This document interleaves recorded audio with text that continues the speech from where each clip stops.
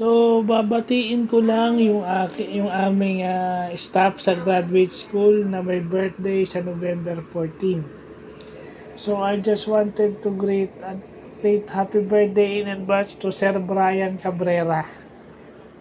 Yung aming kind-hearted staff dito sa graduate school sa SPAC na malaki ang naitulong sa akin at sa lahat ng estudyante sa graduate school. Ibig sabihin problem solver nga ito ng ibang hindi nyo alam na kayo ang nagiging daan at nagiging tulong sa mga estudyante sa graduate school.